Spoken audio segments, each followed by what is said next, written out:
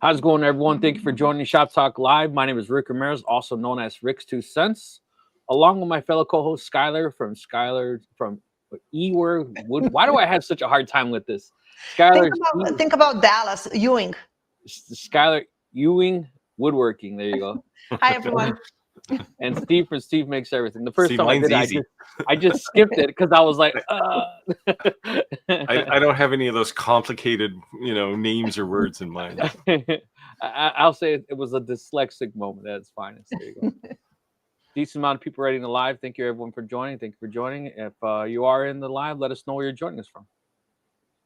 And of course, this is live questions and answers. So if you have any questions, let us know. Let us know. I've been answering a lot of questions in email this week. Hey, Steven. Skyler, I have a question for you. Yes. Okay, so please do not take this in a wrong way at all. Okay. Okay. Not being a male chauvinist asked this question, because we've covered this topic quite a bit, and we're saying that I keep saying that this next generation that's growing up, they're a little soft, right? And maybe they didn't have the struggles that we went through. You know what they say? Right. We used to walk up the mountain to school both ways, right? Going up and down. But the reason I'm saying that is just because I kind of had an old school mentality bringing up, and it was like men, right? You got to do the manly thing. And I think I see more and more women in the trades and in these type of things. And I keep saying that it's because there's a demand. And the reason is because men aren't so manly anymore. And not that a woman cannot do things that at all. But what I'm trying to say is that I have two friends that they're in the trades, right? Like they're like blue collar type jobs, and their wives cut the grass and their wives do the home repairs. And I bust their balls every time I can. It's like, what is wrong with you? Like, oh, see, you're part of the problem. Well, my generation, I can say, didn't grow up soft because I grew up in Romania. So I grew in communism and went through the revolution and all that. But I did have, just recently, I had a comment on my YouTube when I made a video of a cutting board with the 3 dots. And some comment told me, is like, what are you doing in the shop? You should be in the kitchen using the cutting board, and your husband should be making you the cutting board. He will probably come up with a more useful design. And it just rubbed me the wrong way. I'm like, I'm very, cool. Like, I don't really care about bad comments. We all get good comments, bad comments. Most people are supportive. Right. And I just brush them off. I'm like, yeah, whatever. I have thick skin now. I've been on YouTube for 3 years. But that one just rubbed me the wrong way. I was like, ah. So the reason that I brought that up is because what do you say to other women that want to do what you do? And maybe like the problem is that people always see things you make, right? And they just assume like you're naturally born gifted, or you didn't struggle, or you didn't learn, or you're not always constantly learning. What do you say to other women, or I would see even men who maybe didn't have someone to teach those type of things, to say like, this is possible? Like, I think it's very possible. It's a great thing. Just because you're a man, that doesn't mean you should be cutting the grass all the time. Or just because you're a woman doesn't mean you should be cooking all the meals. And I grew up like I said, in Romania. So that mentality there, it's still the same. Like, men should go to work, bring money home, and the woman, she still gets a full-time job, but she also has to raise the kids. She has to take care of the house. She has to cook all the meals and all that stuff. So I was raised like that. My parents are like that. And when I came to America, I was married to a Romanian guy, and he was just like that.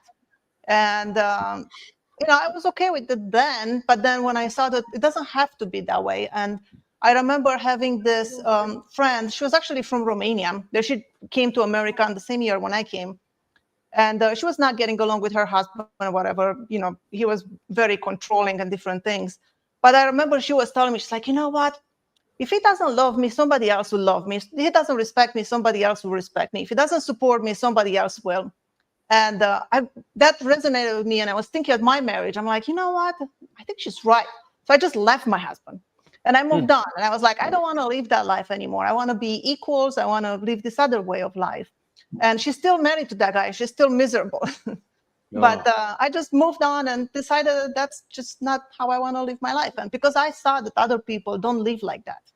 I saw people being equal and respectful of each other. And, there's nothing wrong with a man changing a diaper.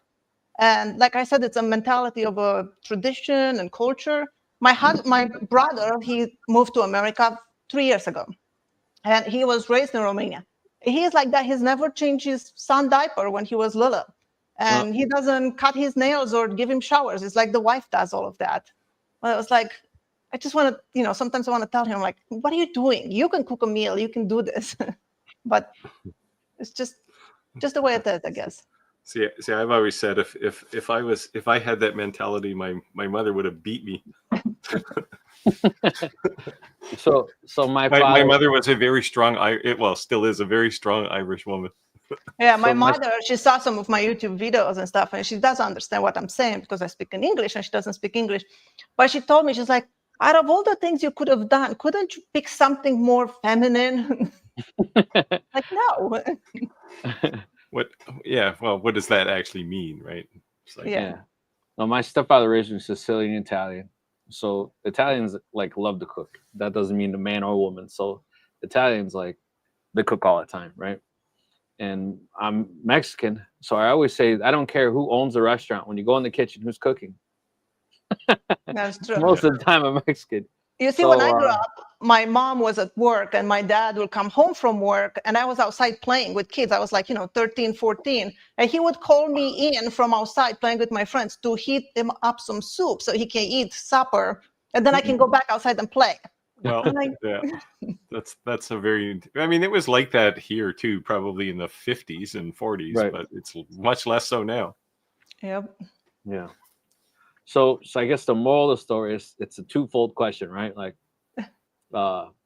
those days are long gone, right? Yeah, they should. Yeah, for some people just choose to live the way they want to live, and they would always be that way. And so there's no excuse. Well, I didn't grow up with a father. Someone didn't teach me that. Through the beauty of YouTube, you can really learn anything. I mean, Steve, how long have you been doing woodworking or this type of thing?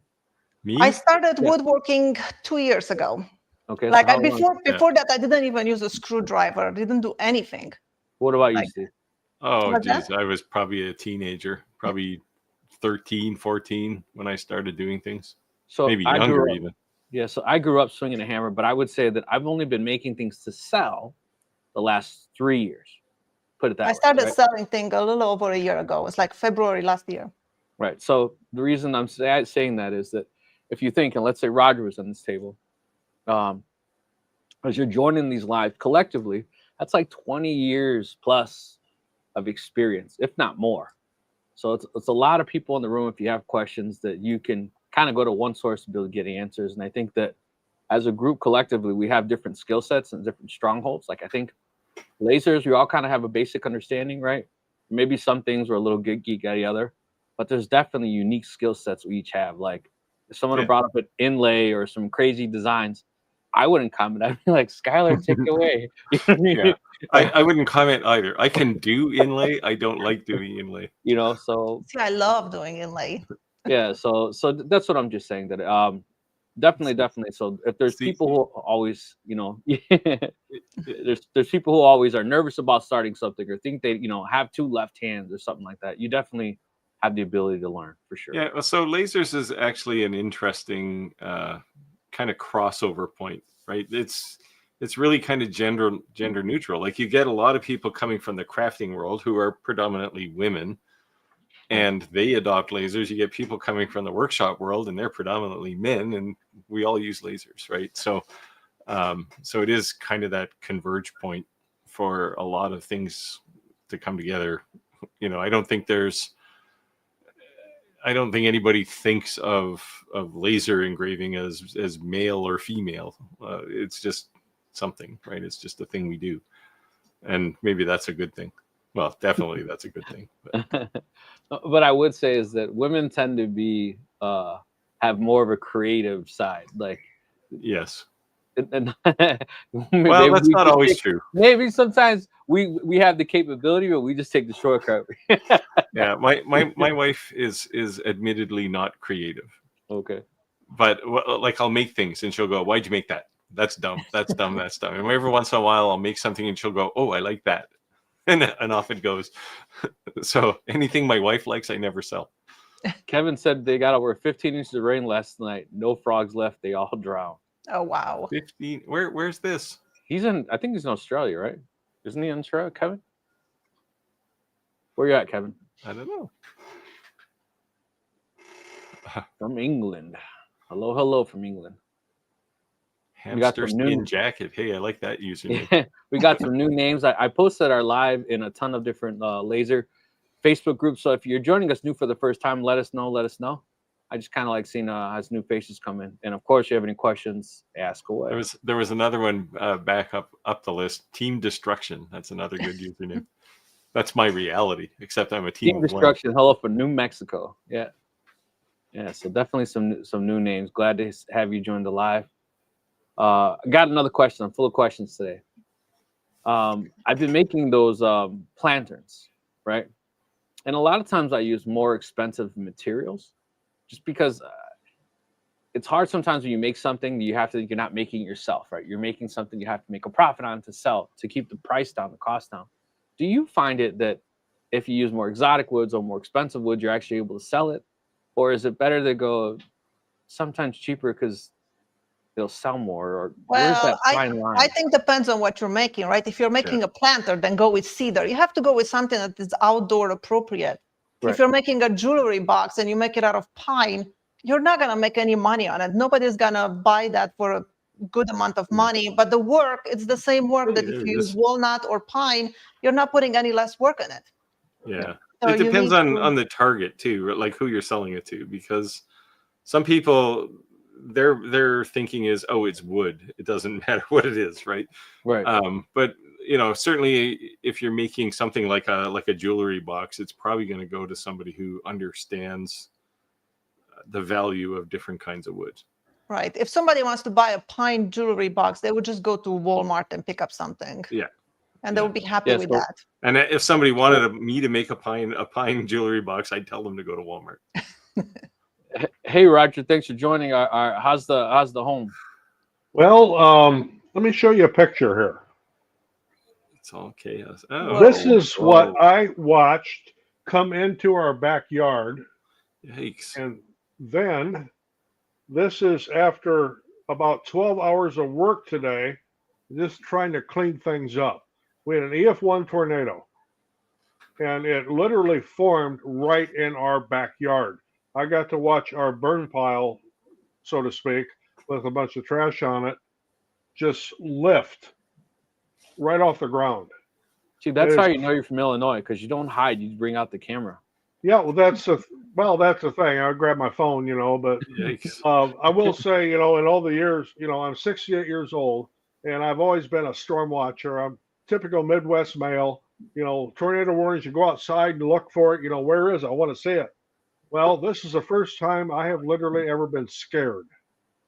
When that tree come down, and I thought it was coming right through the back of the house, I could not get down them stairs fast enough into the basement. Yeah. You have to change your shorts, Roger? Be honest. Come on. Just about. I tell you what, there was a whole lot of rum drank later on last night. Get the nerves taken out. Oh, I was shaking. Yeah. Jesus. I was sending Roger some inappropriate jokes, and I said, "I'm just trying to make you laugh, Roger. Just trying to make you laugh. Take your mind off the." I do appreciate that, because I was, super stressed last night after all this. I mean, we've got damage all over the place, not only to the trees and stuff around, but to our nursery and the outdoor benches around the greenhouse. It's just severe stuff. It's bad. Well, I'm glad the family's all right. Things can be repaired, I'm sure. Yep. So we were talking about material cost and having a more of expensive material, or of exotic wood or something like that. Does it always increase the value to a customer?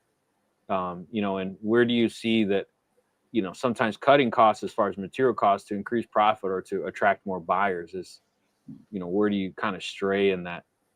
So cedar fence pickets aren't in the topic here? Or? So the reason I brought that up, actually, because I was making those planters out of cedar fence pickets, right? But I see so many people making the legs out of the fence pickets. And if you go to, near us at least, Farm and Fleets are everywhere. It's a store, a retail box store. Yeah. They sell a ton of them.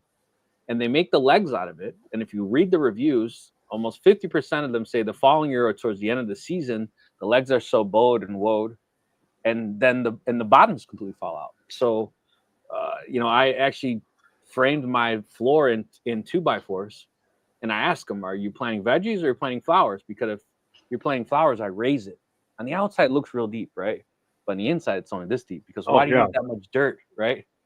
And then with a 2x4, it's a lot more sturdy. And then I use 4x4s for the legs instead of, cedar fence pickets for the legs. And I tell people, well, that's a decent amount of added cost, not $6 in cedar fence pickets. But yeah, that was my heartburn.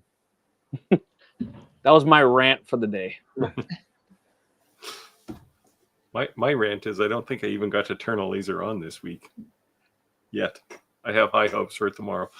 Actually, no, my electrician's coming in. I bought myself a Father's Day gift. I finally buckled and pushed the buy button on a table saw? On a saw stop. Yay! Congratulations.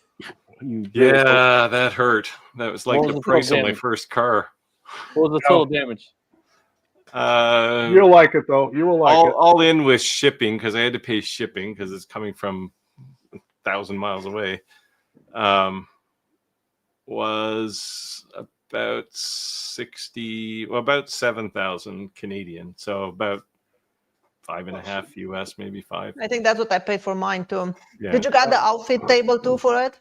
Yeah.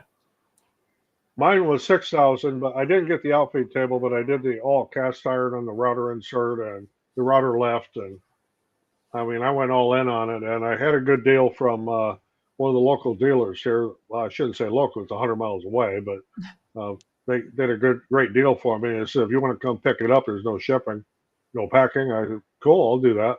Yeah, something like that has to be decent shipping, right? It's got to weigh quite a bit, right? Oh, it does. That's why I'm going to have a forklift. Yeah, it's like, well, you got the 52-inch one, right?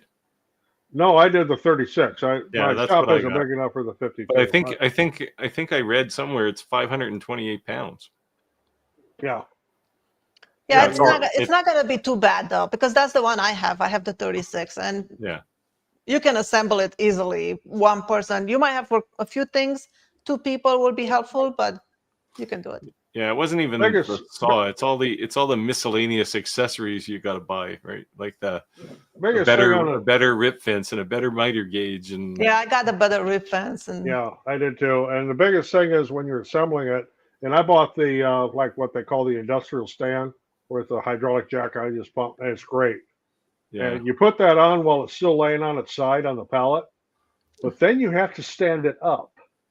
Yeah, I didn't get the industrial. I just got the standard one. It works just fine. I got the regular one too. Yeah, I rolled it from my old shop all across the driveway, no problem. So I'm still with my DeWalt construction. Sorry, guys. Having said all this, for anybody who's looking for a DeWalt saw somewhere near me, it's going fast because it's the thing I'm replacing is the contractor saw. See, now I keep my DeWalt saw just for doing dados. Nice. Yep. Because I don't want to. I thought about that, but that's why I bought the skill one just for dados. I threw out my DeWalt because it had some issues. The blade kept coming loose, like the bolt. Yeah. And but now I just purchased a 10-inch dado stack, so I can use it on my saw stop without having to raise the whole shaft up to the cartridge.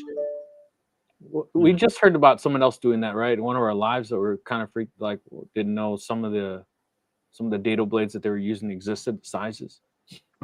Yep. Yeah. I have an 8-inch. I had a few of them that were 8-inch. I thought that they only make it an 8-inch. So it's like to put one of those on your saw stop, you have to like not only change the cartridge, but you have to lift up the shaft. So it's like a pain. But it seems I just got a 10-inch one. I don't do that many dados anyway, but I did learn last weekend that if you have a staple embedded in the end of your wood and you don't see it and you run it through that saw, you will trip the brake. What? Yes, you will. Trip it if you run it through what about a knot deep engraved stuff from the charcoal thing. Wow. So it's pretty sensitive. Yeah. I have one. I don't know if you can see there on the wall hanging by the ladder. Oh, yeah. That's the one I tripped from just cutting the burnt edges of some MDF that I cut with the laser to make a template. Wow. Huh. Yeah, anything that carbon will conduct, and I bought a whole bunch of 1x6s from Menards, and I usually am real good about looking for staples and everything they had in there. I missed one. And as I was running the rip on it, because we're in the process of making 100 candy boards. So as I was running the rip, all of a sudden the blade went boom and it dropped there. What in the? Yeah, that's why when mine tripped, everybody asked me, "Is like, was that scary?" I'm like, "No, it wasn't. It happened so fast." I'm like, Yeah. "What did that just So happen?" what do you, I look at my so what do you fingers. I have still to have. replace when that happens? The brake What's that? cartridge and the blade. And the Yep. blade. Yeah. Yeah, it trashed the blade. I mean, it tore 3 teeth right off that carbide blade. Oh wow. Yeah. It's I was basically tough to taking get the it out blade and still, shoving and it get into a stuck in block there. of aluminum That sucks. at speed. Yeah. But I will say, you know, if that would have been my finger or something, yeah, this shit works. You know, so yeah. Yep. My contractor, he actually has a saw stop at his house, and he triggered the cartridge many times just from using pine that had a lot of moisture in it. Oh yeah, Wow. wet wood will do it. Yeah. There was a video I watched though as I was hunting for these things, and the guy, I forget who it was, but he basically threw a whole box full of cartridges down and said, "Let's figure out what it takes to actually trip these things." Yeah, I watched that one tried too. like he took a piece of pine and he threw it in a pond for like 3 weeks, takes it out and cuts that. It didn't trip it. Was that like bourbon mott? Possibly. I There think was he a was whole the like one he doing did that. about 15 different things, and he the only way he tripped it was he put a hot dog or something on it. Yep. I've seen that video too. I don't know. Mine triggered just from a lasered cut MDF. My hands were nowhere near. I guess it's better to be too sensitive than not sensitive enough. But Well, that's the only time it triggered in a whole year since I had my saw stop. I think in my case, if the staple would have been like just into the wood, it probably would have gone through it and not done anything. But part of the staple was against the saw bed. Right. Yeah. But one of the things this guy did though was he put screws and nails into a board and cut through it, and it didn't trip it. I saw that, but they were embedded. They weren't touching the table. Well, yeah, I guess anything that's touching the table.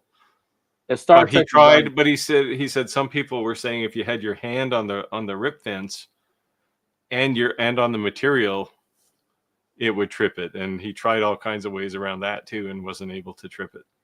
I have my Incra finger joint jig that is all metal, and I'm just afraid to run it on the saw stop. I'm like, I don't know. Is that going to trigger? There goes another $200 some. Yeah. I guess brake cartridge is $100 because I just had to buy another one. Yep. And then the blade, he adds up. So we have some questions. There's Star Text said, hello from Houston, Texas. I had a few questions for you guys today. Let us know. We'll run through some of these questions. Hello from Georgia. Rainy Georgia, not just Georgia. Yeah, there was some kind of a tropical depression they thought was going to form into something there, but I guess it just went inland and rained on Georgia. South Carolina, Maine. Hello from sunny but cold Sydney. Well, I guess it'd be wintertime down there now, isn't it? Starting, but I can't imagine winter in Sydney is cold. Well, probably not like here in the Midwest. Yeah. Chris said it's not a male or female thing anymore. It's either a maker or a not maker. Well, thank you. There you go. That's the way to put it. Steven says Sky's work is amazing. Thank you. Yes, it is. So if anyone wants to share Sky's work on the Bearded Vikings Facebook group, go ahead. You're evil, man. I like this one here. I usually have people complain about my music selection on time-lapse videos. It doesn't matter what kind of music you play. Somebody won't like it. Yeah. You know what's funny is that I'm on this YouTube podcast group, right? Where YouTube's getting feedback from us. And one of the questions I recently asked was, how do you feel about negative comments or how do you handle negative comments or negative things that people say? And I said, I don't really get that many negative comments. And right afterwards, I started getting negative comments. And I'm like, am I being baited? That'll teach you. Well, the thing, and I mean, this is just kind of general. It sounds obvious, but general guidance to people who have YouTube channels, right? You have to keep in mind at all times that it's your YouTube channel. Yeah. Right. And I mean, I haven't banned too many people on my channel. I don't generally care if they say, oh, you don't know what you're talking about or whatever. They don't normally do that, but every once in a while. I don't care about that. It's when they attack someone else on my channel, like a viewer. It's like, yeah, you're gone. See ya. Yeah, I've had that. You know how people say, well, hey, you just yap too much. Well, I don't even reply to it. I'm like, well, if you don't like it, don't watch it. You know. Yeah, I just told him he had a face only his mother could love, so stop writing comments on that. Steve said Sky's work is almost as beautiful as her. There you go. That's probably inappropriate, given our previous conversation. The only reason I read it because people say that about Roger all the time, so I thought I'd be fair. Well, yeah, we do have Jay hitting on Roger every now and again. Yeah. So, do you feel like a sex symbol, Roger? I haven't lately, but at least not for the last 40 years. But maybe back when I was in my 20s. Hey, Kenny, Western Prince Edward Island. You're not too far from me. A couple hours. Nice. All right, here we go. Somebody want to take this? Star of Texas says that's why the graph is off the charts for 2025 for getting hit in the testicles in women's sports. Yeah, so I definitely think that should not be. If you're in a women's sport, it should be women to women. It should be man. Whatever you're born as, that's what you should compete as. It's not a biased thing. It's just fair. Chris got an Italian doesn't cook. It's probably an alien in disguise. I will say, way back in the day, I did date an Italian gal. Had a hell of a temper, but man, could she cook. Yeah. I had a friend. He wasn't Italian, but his sister married an Italian guy, and he said when he met him, his question was, "Are you a cooking Italian or a cement Italian?" Because they do a lot of anybody. Because I used to work in construction when I was going to school, and all the concrete guys, they were all Italian guys. And I learned pretty quickly, if you want really nice concrete, you get one of those guys. My brother Frankie owns a stamped concrete company, so there you go. I guess helping out the stereotypes there. Yeah, probably a little further south, it might be Mexicans, maybe. But yeah, he's in Jersey, so he fits the par there. Boss Trucker said hello from Waterloo, Iowa. Is that IA? What's IA? What's Iowa? IA? Not too far from here. About an hour and a half. Alan said hello from Rocky Face, Georgia. Hello. I guess it's not raining everywhere in Georgia then. Yeah. Kenny said Skyler's a rock star, creates beautiful things. There you go. Thank you, Kenny. Let's see here. Yeah, people are just complaining. It's been brutal lately with all this rain. Hello from Milwaukee, Tennessee. Derek said, glad you came to the U.S. Well, thank you. We're going to say the same to Steve. He just hasn't admitted it yet. I would think it's probably safe to, at least for the next 3.5 years, I'm not going to move to the U.S. I've had offers. I mean, when Canada becomes a state. We're not going to, that's not ever going to happen, man. If anyone doesn't know, the reason I poke fun at Steve and say those type of comments is because my wife is French Canadian. So it's all in fun. Yeah, I saw your speaking of gender neutrality. I saw your photo of your wife driving the Kubota there the other day. Yes, I saw that too. How was the CNC? You know what? Actually, I just got the stiffy, so I'm going to be putting it together this weekend. So I was crazy busy with So you have not tested at all yet? No, I have not. I've been so busy like getting everything ready and tilling and. Yeah, so and then I had to open my pool, and then I have like a lot of property in the background, 4 acres. My property is like a backwards L, so I've just been busy, slammed. But yeah, so this weekend is definitely, and my daughter's birthday is coming up, so I'm trying to get my property all ready because we always have huge birthday parties. But yeah, this is the general problem with trying to make videos in the summertime too. It's like there's just so much going on. Yeah. So Kenny, I've been trying to get a video done. Of course, now I got a different disaster here to deal with. But a couple of my friends, I guess you call them on Facebook, because I was playing like lumberjack all day with a chainsaw. So they're playing back the Monty Python lumberjack song. So if you're familiar with that, being a lumberjack and I work all day and put on women's clothing and hang around in bars. Yeah, so the people who are poking fun or pushing at me to get the CNC running, I got you. Don't worry. This weekend we're gonna get it tore open. Trust me, I spent a lot of money. I've been waiting a long time, and I want to get it open just as bad as everybody else wants to see it. You get that up and running, then we'll get Skyler to get one. And see, for me, Skyler, inlay is a toolpath. It's not a work of art. Push the button. It removes the skill set, right? So Kenny said, "I know I don't." No, what it does is levels the playing field for those of us that don't have that skill. Yeah. Well, I don't have any skills either. I'm using a laser. I can make inlay. So that if you like doing inlay, you'd really like VCarve, because VCarve has an inlay toolpath that will make both sides of the inlay at the same time. And that's new, right? That inlay feature? Yeah, it was in version 12. Okay. Like I had done inlay with VCarve before that. It was a lot harder. Like you had to do a bit of math to figure out how much glue space was underneath, and it was a pain.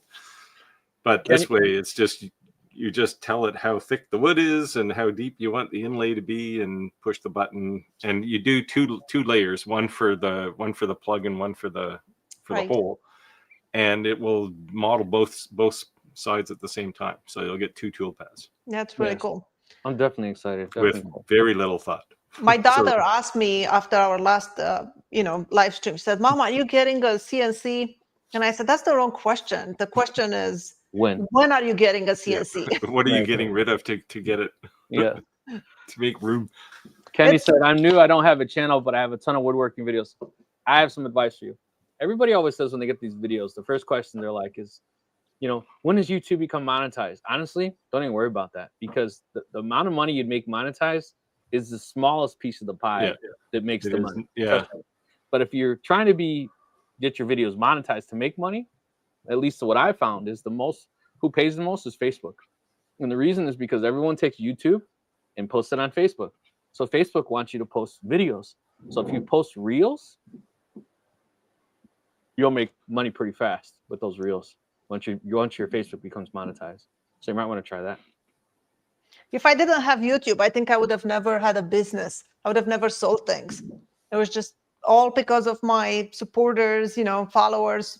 They said I should start selling things, so I did, and then it just kind of ended up where it is. But I would say Steve warned me. It will be a lot of boxes. Yeah, you see, and it's they must have reduced some of them though, because even if you were missing the stiffy and there was something else, that was still only 8 boxes. I'm sure mine came in like 10 or 12. Yeah. Like So it just seemed to be a lot. You're noticing that I'm sitting somewhere differently than I normally sit. It's because my table is covered with stuff, and that's behind me. So I'm not admiring the view. I'm just there's junk in the way. Now you see the other truth I told was that it's easy to put together. So yeah, I watched a video on how to assemble it, so I already know that. The only thing that I was kind of like is I wanted the boards to be able to screw down from top, so it'd be easier to replace them. And I was like, we were talking about, I'm gonna make it. Am I gonna do it? Am I gonna do it? I finally bit the bullet, and they changed it, and it wasn't available. And I was like, oh. Yeah, see, I had on my old Onefinity, I had a screw in from the bottom. It was just a pain, because anytime you want to change the wasteboard, you had to actually lift the entire thing up against the wall. Then they give you these little brackets you put under the back so it wouldn't fall over on you, and then you'd have to unscrew from the back, and it's just such a pain. Like if you have dog holes in the top and you're trying to line them up, it's so hard to do when you're screwing them in from the back. Yeah, I was thinking I might get me a little Harbor Freight cheap hoist. There are people who hang them from the ceiling and lower them when they need them, right? Or you can get the lean up against the wall version. Yeah, I saw that. It kind of reminded me of like the old Home Depot big giant table saws they used to have. They were like mounted on the wall. I don't know if you guys ever seen those. But those are the ones they have in the store now, usually. Yes. Kevin said, glad you're okay, Roger. Yeah, appreciate that. Yeah, it was a little shocking to connect this tonight, and you weren't here already. Yeah. No, I was just trying to get enough things organized, and it's been a hell of a day. watching from Western Kansas. And some new names in the group. Let us know how you found it live. I'd be interested to see it. It's definitely. I actually like the name of that last one, Wandering Winos. That's kind of interesting. Reminds me back in my younger days with Boone's Farm, Strawberry Hill, and Annie Green Springs, Plum Hollow. So, oh man, it sounds like a bad hangover. or Mad Dog 2020. We got a decent amount of people right in the live. I just wanted to throw it out there. If you're not a member of our Facebook group, please do join. Go to ShopTalkLive.club.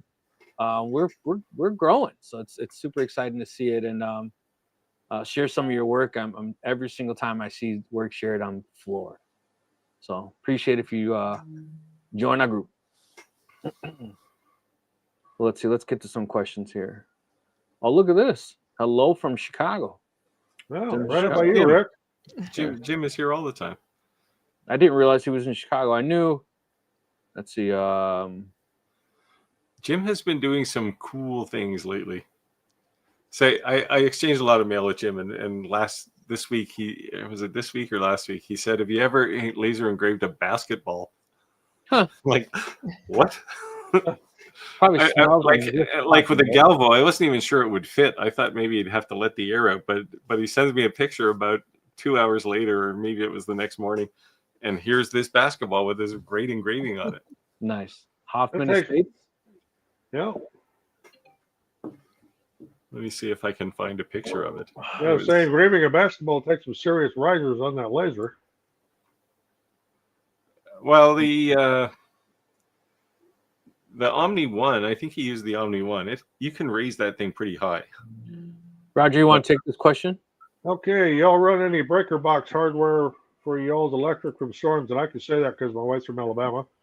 I'm considering doubling up instead of just having surge protectors. Yeah, I don't do anything specific other than we do have a whole house surge suppressor on here. I don't do anything additional beyond that, other than on our servers and computer equipment. I do have a secondary surge protector on those. So I don't have a whole house, but every single, I would say, major equipment in my house has a surge protector slash UPS slash power conditioner. Not necessarily for the UPS, but almost every time you get a power conditioner, it is a UPS.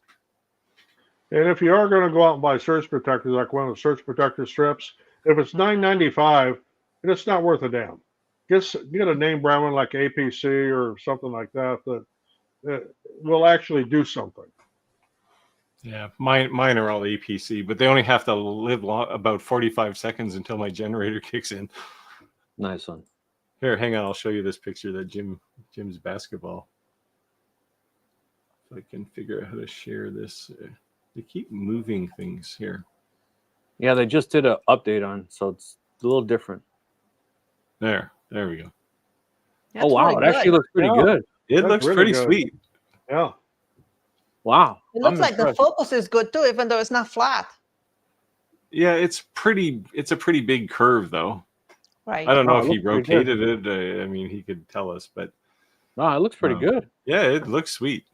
I was shocked actually how amazing it was. I thought it was going to look burned. I didn't think it was going to be like recessed and kind of. Yeah, so I think my next investment is in Jim's company. He's doing laser engraving on sports equipment. Hockey pucks is another one he did some cool stuff with. Chris said, Steve, you're going to need a fourth job to recover from the saw stop. Yeah. So, I know people like to think YouTubers get all this free stuff. I would have liked to get a free saw stop because that thing was expensive. No, they don't give them away. No. I contacted SawStop, asked them if they want to send me one of their job side saws, and they told me I need to have 100,000 subscribers for that. For their You didn't tell them challenge accepted. Yeah. So if you're not a subscriber to Skyler's channel, make sure you subscribe. I would like to have 100,000 subscribers too. I'm almost halfway there. I think I'm like 150 away from 50. I haven't, I haven't really made subscribers an important metric, right? Like it's nice to have it, but it's a total vanity number, and I appreciate everybody who subscribes. But subscriptions don't actually matter in the YouTube algorithm anymore, right? So like Just they used to in the early days. So I would say this, that I was early to always, they say call to action, right? Always say in your video. thank you, and please like and subscribe. And when you're first starting YouTube, you know, you're sharing on Facebook, you're asking all your family and your friends, you know, to like, subscribe, all that, just so you can kind of grow your following. But what happened to me is by losing subscribers, actually kind of catapulted my channel. The reason that I would say that is because sometimes you get people who just follow you just because they also are a YouTuber. Maybe they're just being nosy. They're not necessarily a fan, so to speak. Yeah. And then maybe some people are just, they follow you, but they don't actually watch your content. So I started every Sunday doing a Christian podcast, and it's just kind of just like a cheerful short video just to kind of get you through the week. And when I posted that, I lost like over 2,000 followers. But what happened is when I lost like 2,000 followers, guess what happened? My views went through the roof for the amount of time that someone watched. So the average amount of time somebody watched was, let's say, 2 minutes, let's just say. And I lost 2,000, it went up to like 17 minutes to 2 hours. So those people who were not really truly my followers, maybe they were hurting me. Yeah, they're just screwing up your numbers. Yeah, because in the Yeah. YouTube algorithm, the only things that matter now in long videos are views and view time. Right. Yeah, Someone told me once, watch time is my big thing. I don't really care too much about subscribers, and when I do a video, I'll say, you know, if you like the video, you know, give it a thumbs up. But I don't beg for subscribers like a lot of people do. Yeah, I never call people for subscribing and stuff. And someone told me once, like, Skyler, you don't want subscribers, you want fans. You want somebody that will watch all your videos no matter what you post. Yep. And yeah, and they're actually part of a community then, right? It's like, sure, I mean, I don't know, I got 38,500 subscribers or something, but a lot of the people there I actually know, right? Like we exchange email and lots of comment exchanges, and that's much more valuable to me than you know, oh, I get to see this number grow on. That doesn't really mean anything to YouTube. right. Yeah, just unfortunately, it means a lot to manufacturers, right? Or at least, yeah. So I got. Well, no, 49 they've all switched over to views and watch time too. Yeah. Yeah, I had a lot of subscribers. I lost a lot of subscribers once I started making laser videos, because my YouTube was mostly doing projects, woodworking projects. And then once I started making these laser videos, I would not get as many subscribers anymore. So right now I'm getting less views that I was getting when my YouTube channel was 2 months old. Yeah. Even though now I have, you know, 42,000 subscribers. Yeah. So I want to go back to that. So if you're thinking about making a YouTube channel or have a YouTube channel, there's growing pains. Sometimes you go through different things for sure. Yeah, I mean, mine suffers because rather than, you know, they always say find a niche, right? And you know, if you switched away from woodworking to lasers, now there's two things, right? Well, I really have three. I mean, I do reviews, I do projects, and I do business stuff, and that's kind of messed up. I'm actually going to try and do much fewer reviews and more projects, just primarily projects and business things, because that's really about building. I really like your last video on the business part. I thought that was really good. Yeah, that's somebody said, thanks for sharing your knowledge. It's not knowledge. It's like me getting the crap kicked out of me for 30 years trying to run companies. Right? Well, I guess being honest enough or transparent enough to share your struggle, right? Yeah, well, it's just things, because people, and I mean, I did it too when I started. You just pay attention to a whole bunch of things that just don't matter, and you ignore things that are super critical, and you don't really appreciate it until it's almost too late. So, yeah, I've had some struggles. Well, I don't stick to a particular niche with my channel. It's all over the place. In fact, one of the videos I did was about luggage tags, which is about as far as you can get from my normal subjects, and that one damn near went viral. So I mean, you just don't know what's going to happen with some of these things. Yeah, like I have one coming up for, I'm putting a keyless lock on my shop door, because I never remember if I lock the thing, and it's so this way I can lock it remotely. So somebody asked me if I would use their lock as the demo for this. Okay, fine. So that one's coming up at some point. And there's another, I have another lawnmower one coming up. Yeah, so my lawnmower actually is supposed to be here today. Yeah, I've had about, like, I don't know. Do I look like somebody who cares a lot about lawnmowers? Because in the last month or so, I've had 4 different companies ask me if I would look at their lawnmowers. It's like, I'm a maker channel. The only reason I was saying it's a good idea is because we are a maker channel, and we're always saying like, what is your time worth? Could you be doing something else? Well, to see, make and that more was money? when I did mine. That my one last year. That was the theme, right? Is like, hey, I saved 3 hours. That's How much money or what could you be doing within 3 hours instead of cutting the grass? I cut my grass, takes me 14 hours. So it's like I could do a lot. See, I'd make a joke and say it must be because you're using a John Deere, not a Kubota for that. Somebody told me when I started YouTube, use your unfair advantage. And I really like that.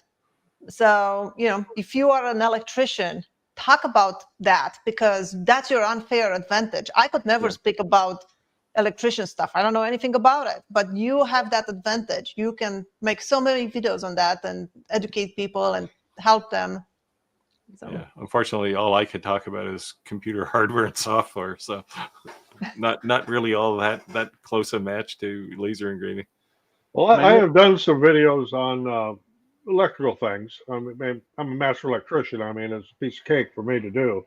But I also have to be careful about what I put in that content, that I don't become liable for somebody blowing their damn house up. Well, there's a liability there. I see a lot of these guys posted videos about, what I call a Missouri three-way or a California three-way, which are completely illegal, but they're showing how to do it. I'm like, why in the hell are you doing that? Or suicide cords. Yeah, suicide cords, that's the other one. Yeah. Have you guys ever seen those inlays with epoxy where you like zap electricity into a piece of wood? Cool. I bought one of those machines and I had it now for over a year. I'm afraid to even plug it in. I'm gonna fry. I'll have to mail you some hot gloves. How about that? Hot gloves. I heard those are very powerful. It's like it's relatively low voltage but high current, right? Right. I'm like, do I put the wood on a table? Do I have to stay on concrete? Do I stay on ground? Do I wear rubber boots? I'm like, what's the rules? We'll have to read. You have to send us a link to it. Maybe Roger and I give you some tips. Well, I don't know. This sounds like a good video to make. Yeah, I don't want to fry in front of everyone. There's an Playing Indian with guy. lightning or something. There's an Indian guy. I forget his name, but he does all kinds of electrical videos, but they're like all fails. Like and he shocks the shit out of himself all the time. He is hilarious. Yeah, the guy is absolutely hilarious. But I think he's an engineer or something because he actually knows what he's doing. He just does stupid stuff. Well, I'm an engineer, and I'll tell you firsthand, we don't always know what we're doing. He's like, "Don't do this," But yeah, Manuel said I bought a compact saw stop, partially because my shop is pretty small. It doesn't support a dado stack, but I've gotten lazy with dados and just do them on the CNC. Yeah, that's me too. Is if I'm going to do a dado for anything, I'm just going to put that thing on a CNC and do it. The saw stop professional contractor saw, the one that is $2,000, that one does support dados. Oh. Said greeter from Gator Country. There you go. Just a hello. Good to see everybody. Just purchased a Delta contractor, big, very big, upgraded from the Ryobi. Mine was from the 1970s vintage 8-inch Craftsman dados with the 6-inch feud. Roger, you might want to share your Craftsman. Well, I hope it's not the wobble version. But I hope it's actually the stack and not the one that just does the wobble thing. So Roger, they had one where you had it on a wedge or something, right? What was the old one you said you had, Roger? It was like from. I had a 1976 Craftsman saw. And the dado stack I did use on it was actually a stack unit. But the back in the day, they made these ones that wobbled from side to side like this. They were almost like on an eccentric. They had 2 wedges, one on each side of the saw blade, and the saw blade was wobbling all over the place. It just seemed terrifying to me. Someone said I just replaced the capacitors in a 45-year-old Delta contractor saw and set it in a 5x12 table. Yeah. Yeah. I put my little DeWalt at the back of my table and it makes it easy for me to cut full sheets by myself. Yeah, I got a 40-year-old Delta miter saw, and I really wish the thing would die because it weighs a ton. because the new ones are all, I mean, it's a 10-inch blade. The new ones are all 8-inch, but you can pull them, right? So the thing is just so heavy. Anytime I have to do anything where I've got to take it off the bench, it's just like, I dread it. I throw it. I actually pull my tractor into the shop and I throw it in the bucket and move it because it's Any guess how to say this name of the channel? I don't want to butcher it. What is this? Quapla? Quapla? So I watched the video. I don't know. Isn't there supposed to be a U after a Q, or is that only in English? Oh. So I watched her video on the 3D cutting board, and she's one of the best, easy to understand explanations and demonstrations of how to cut and glue up I've ever seen. Thank you. Wow. Actually got a lot of comments, I think, on the video that I was talking too much. But I feel like I had so much to explain. I get that all the time. You talk too much. I said, well, then turn the sound off or watch somebody else. It's a side effect of the millennial generation, right? Like this is, well, we won't even lump all of the millennials. It's the TikTok generation, whoever they are, right? If the video is more than 5 minutes long, they're going to lose attention span. And someone said, my son needs to mind his tongue and not speak and interrupt the videos. And I says, maybe you should just watch a different one. Yeah. That's our little Father Son moments. He's like my conscience, when you have the video, you're like, oh, I should have said that, or I should have said this, because they have no filter. They just speak, right? Yeah. So I said, I knew a 5th generation Italian tile settler. Yeah. He was top shelf. There you go. Waverly, Iowa. Gary, I hope you didn't get any of the wicked weather we got last night, because you're not very far from me. No. He said he has a lack of rain in his part of Florida. Looks like everywhere else is just getting. I didn't know Florida anywhere had a lack of rain. Isn't at this time of year, isn't Florida just a constant thunderstorm? That's what I was, thinking. But Chris said Canada is more like northern extension of Australia than the U.S. Yeah, we'd like to think that. From that Sweden. 51st anything. Morty's Customs. Morty, is this your first time joining? I don't recognize your name. Thank you for joining. The advantage of Canada, of course, compared to Australia, is not everything is trying to kill you. Chris said the soon to be released CNC product from Lightburn has a nice, easy inlay function. Yeah. What's your experience with that, Steve? What's that? What's your experience with that? When I looked at Millmage, there was no inlay, anything. You could barely do tool paths. It was pretty early. Well. Oh, speaking of which, since we're talking about Lightburn, I have 3 free tickets for Lightburn, for the Lightburn show if people want to go, if people are going. Where's it at, in Vegas? It's in New York. Oh. So if somebody wants them, the first 3 people who shoot me an email at wherever my email address appears here. Well, his channel's on the bottom, so you can go to his channel and contact him that way. Yeah, either or. My email is in the comments, in the description of every video I do. So, okay. But yeah, if you're looking for free 3, I have 3 of them, 3 free tickets. Nice. Kenny said, do you guys do woodworking as a primary income, supplementary hobby? Skyler, you want to start? Well, depends on what you mean by primary. I mean, sure, yes, with my primary income, I'll go with that. But no, actually, it's not. It's not. No. It's no. Steve, got like a grow up in the back that you're not talking about or something? No. She's an undercover agent. For real. Yeah. No. One of those people who flies on airplanes and flashes a badge when somebody tries to hijack it. I mean, I don't know how to answer that, right? I mean, I do woodworking. Yes, that's what I do for my income now. But I obviously have some investments and stuff that, helps with everything. Nice. Well, hopefully everybody has some kind of investments for retirement. This is my job between YouTube and working in my shop. This is what I do. Well, for me, my primary income is my pension. This next primary income is our greenhouse and nursery business. So I guess the woodworking would be supplemental. It's definitely not a hobby because we produce things en masse. My primary income is I'm a lineman, and I would say it started as a hobby and it's becoming a secondary income. So, yeah. I got splinters and sawdust alert. That means you hit the notification. That's great.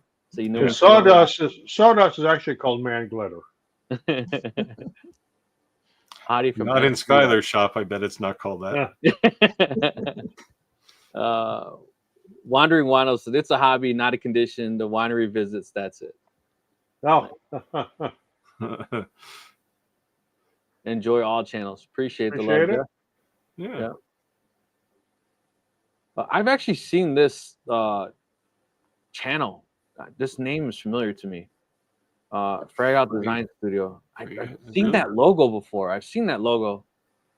Laser engraved his microwave. Now I want to know, what design did they go on a microwave? And what laser did you use to engrave it? Like a laser pecker or something? That'd probably be funny. You know, I used to have one of those little mini fridges in my office. I had some interesting stickers. I never thought about lasering it. Yeah. So this is the advantage of having something like a Eufy E1, right? You can make any sticker you want. So, you know, censorship doesn't exist. Yeah. I said, my YouTube channel doesn't have any videos yet. Hope to get some posted soon. Orange Shirt Workshop. Nice. Yeah. Just start. Yep, that's always my advice. Just do it. Don't think about it. Don't wait. Don't wait to get that microphone or that camera or that something. Yeah. Just do it.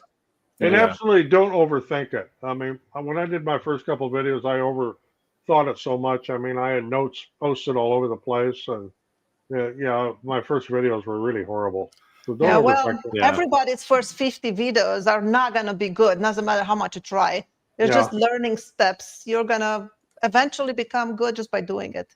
I think you're not being nervous on camera. You're no longer acting. You're just being yourself, right? Yeah. And you're just getting comfortable in front of the camera. So and as being far able as to talk to the camera and not feel weird. Yeah. It's like a big as far as equipment for Orange Shirt Workshop, the first thing to buy is a really good microphone. Yep. Your phone can shoot video just as good as my. All my YouTube videos are shot on my phone with the front camera. The front camera? Yep. Wow. I've seen this attachment they've been showing all over the TikTok shop where it actually has like this little, it clips onto the magnet and it's actually a monitor. Mm-hmm. So you can use the rear camera because it's better. Oh, that's a good idea. Right. And then you can see it and it's only $15. I haven't thought about checking it out. I haven't thought about checking it out. Wow. Yeah, I used to use rear cameras for my photography channel. And then when I did this one, I was like, it's too dusty. I'm not bringing my good camera. Just use my phone. Yeah, And it's definitely. all my videos are shot with the front camera. So you don't need fancy equipment. There you go. Yeah, Sure. the dust in the shop was one of the reasons I moved in here, where it's a separate room. And I cannot wait every September to get a new phone because by September I can't charge my phone anymore. It's full of dust in there. You can't plug it in anymore. I always have you seen the when solution to that? You see people who take like hot melt glue and they stick it in there and then they put a stick in and pull it all out and it pulls the dust with it. Really? I use a thumbtack seems every few risky days. to me, but Yeah. I've taken the blower from the compressor and watched my screen go. Like, I don't know if that's a good idea. Maybe you should use a little less pressure. Yeah, that's what I'm saying. Well, I've had people say, they see me with my Lumix GH5s, but it's just not a cheap camera. And, they're out in the shop and there's sawdust and there's, dust from everything. And, well, it's a dust-proof camera. Yeah, I do have to keep the lenses clean and stuff and blow the dust off the lenses, but the camera itself is dust-proof. It's made for that. Yeah. I also knocked over my tripod so many times, so my phone went down multiple times. Yeah. Yeah, that's my paranoia. I shoot B-roll stuff with my phone usually, but Jim said he's in Joliet, not too far. Actually, that's cool. You're probably right between Roger and I. That's yes. I have to make some stickers for Jim, and then Jim, I haven't forgot. Jim wants me to make him some stickers for bowling pins. What happened to the another sports he's taking over? What happened to the dart box, Steve? I still have the design. I just, it's so, Steven's on. I haven't forgotten about him. It's one of these things. It's just so, I wake up at 5 o'clock in the morning. I go to my shop by, I don't know, 6 o'clock. I work there till whenever, and then I fall asleep. So it's like, Wondering why. So, do you have any projects with a patio router? Panto. Panto router? What's a panto router? Never heard of it. it's okay. We learn things on this channel too. Yeah, let us know what I'm that gonna look it up. Chris said basketball. Where there's a will, there's a way. Yeah, I was actually really surprised. Hello from Cleveland, Ohio. So my brother has a football team, USFL. He's been signed by Steve Purpler. Spurrier. Okay, nice one. Congratulations. John said it's amazing what we think about engraving. The basketball is so cool. Yeah, definitely. Hell, Wow, I engraved a banana once. Not yours, right? No, and a real banana. I engraved a piece of toast and cookies. Cookies are good to engrave. So this Panto router looks kind of cool. It's just got a lot of machinery around it.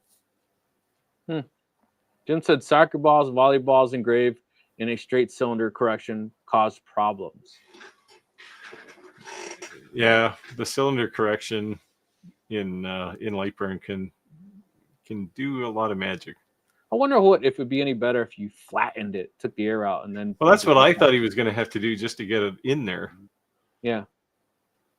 But nope. Kenny said, "What site are you guys on to help sell your stuff?" Well, for me, it's my website and Etsy. Do the same thing, website and Etsy. Yeah, me too. Mine's just Facebook. And even my own site, most people never go to my site. They just come to me directly. It's old school. They pick up the phone and phone me. Hey, Clack. Clack said, "I like RPM best." LOL. Not sure what that meant. RPM. He likes speed. He's got the need for speed. And he wants to clock us speeding. Chris said, "Agreed. Fans can be part of the community, not an actual occasional watcher." Yeah. So I think he was talking about losing subscribers, gaining views. Right. Yeah. So you guys got any upcoming projects coming up that you guys are going to be sharing that you really care to talk about by any chance? I do. I have a rotary table for Galvo lasers coming up because it's selfish need. I have to do a whole bunch of engraving. I have like 150 pencils to do. So it was easier to just build a rotary table and load up 20 pencils at a time and push the button and walk away for 5 minutes. So I have an extra rotary table that I've had it brand new in the box and open. I've been saying for a while. But see, the problem is, and the reason I'm going to do a video on this is not because I'm doing pencils, it's because I built the rotary table. Because if you look at rotary tables from Cloud Ray or anybody, they're like $600-700. Like they're insanely expensive for what amounts to a plate on a stepper motor. Yeah, mine's like 11 something, I think. Yeah, well, crazy. for me with upcoming projects, it looks to me like I've got a whole lot of basswood. I got to try to figure out what Roger's to do with. cutting trees. Yeah, that's a basswood tree, and it was literally our prized tree because when we built our house, I planted that tree there to shade the deck in the back of the house. It worked just absolutely perfect, and now we've lost it. So it's that's a huge loss for us. But I am going to be saving a good part of the wood off of it. I'm going to mill it up and dry it, and I don't know, make something out of it. Make something memorable. Nice. Yeah. I said, I'm planning the YouTube channel to add fun for wood turning. If it makes money, if not, it's still fun. We all start like that, but eventually you will realize that making YouTube videos takes away time, and time is so precious. That time you're spending editing a video or filming is time you take away from doing things you love, spending time with your kids, doing other things that are maybe questionably more important.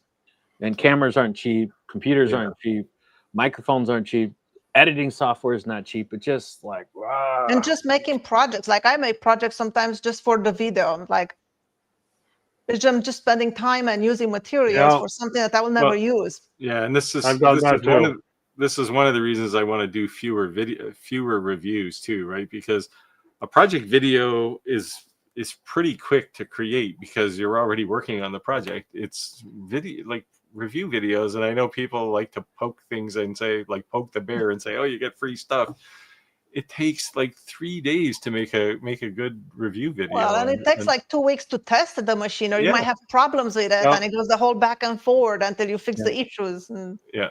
So it's doing reviews is not fun for me. Yeah, I'm cutting down the reviews to like maybe 3 machines a year or something. That's kind of where I'm aiming. Now, having said that, I have Ortour is sending me their new laser, and the only reason I'm reviewing it is because, well, I think I owed them a favor. But no, it actually looks like it's a decent laser, and it's nice to see them back in the market because they were almost disappeared there for a while. Star of Texas Design said, we put WWE or Jackass. Do not try this at home. These acts are made by professionals. Yeah, I said this story before, but the Bearded Viking had taken someone, Daniel's design, and he kind of improved on it, and he built this Christmas tree out of plywood that basically goes from like 16 inches, and the very top is 1 inch. And he's kind of said that if you're not comfortable with a table saw, if you're not comfortable with a chop saw, don't attempt to use 45 degrees on the don't make a beveled edge, right? Just be happy with the design and the look. And when I got to the 1 inch, I was like, whew. But I had bought that jig to hold it. But yeah, definitely if you're making videos and you're encouraging people to do something, you should definitely probably that Christmas tree was a primary example of why you want to saw stuff. Yeah, it was a 1 inch square with 45s on each side. Like that was a pretty crazy cut, But Chris said we see a glow in the dark sky in that video. In which video? I thought maybe you guys knew. Randy, has anyone made puzzle furniture like the ones in the movie National Treasure? If so, any tips? Well, in the past, I have attempted to make a few different pieces of furniture, which ended up turning into a puzzle. Because I couldn't remember how the hell to put it together after I cut it out. Unintentional. Isn't that like there are like puzzle tables, right? And they're pretty popular, actually. Tips: make it on a CNC because then you can cut one side and the other, and they'll exactly fit. Here's I have a 1972 Craftsman radial arm saw. Well, they did a huge recall on those. My father has one of those. Well, had one of those. It comes with a tetanus shot, right? When you buy it. Radial arm saws. It's like one of my favorite saws, but it's one of the most dangerous, surprisingly. Like a lot of bad things can happen with a radial arm saw. Jeff said no, he does not use the wobble, that blade you're talking about. Yeah, that's just those things are just wild. Yeah. Back to the puzzle furniture, use a lot of templates so you can do repeatable work. Yeah. The other thing is you could cut cardboard, right? Especially if you have a laser. So you could like see how it's hard to vision things. If you make the templates out of acrylic, then you can use a long router bit. Template bit and flash trim bit. And that's if you don't have a CNC. Do that. But then you still need somebody who's got either a laser or a CNC to cut the template for you. So right. Or you can make it out of MDF or plywood and just cut it on paper and then send to the line and get your template. You can do it. I used to I'll give a little suggestion. Actually, something I'm working on here. When you're going to make a template for, in this particular case, it's a dashboard on a boat, and it's going to be cut out of acrylic, and it's got to have all the openings cut for the depth finder and the gauges and switches and everything. I have made a couple of test runs on the laser using cardboard because it's cheap. Yep. I haven't perfected it yet, so I've still got some tweaks to do. But anybody that's trying to do something like that, start out with just cutting cardboard up. If it doesn't come out right, get another piece of cardboard. Yeah, save all your Amazon boxes. Yeah. When I was in high school, I was kind of big into cars, in the car club scene, and I made a lot of custom boxes, especially like under pickup truck seats and stuff like that. And I'd cut it all out of cardboard, and they're like, "Why are you doing that?" Because I don't want to cut. Yeah, I'll throw away that cardboard and keep getting that curve just right. Yeah, that's right. MDF and then cut it out. But yeah. But Ben said, "Good evening tonight. I have a pleasure watching the broadcast live. Normally I watch it back on Thursday mornings, live in the Netherlands. It's 2:00 in the middle of the night." Thank you for joining. We like those Wow. dedicated European. Very cool. Very cool. Late.